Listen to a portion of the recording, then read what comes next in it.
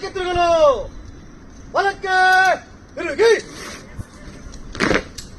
ತುಗುಡಿ, ಮೂರರಲ್ಲಿ ಮೂರಂತೆ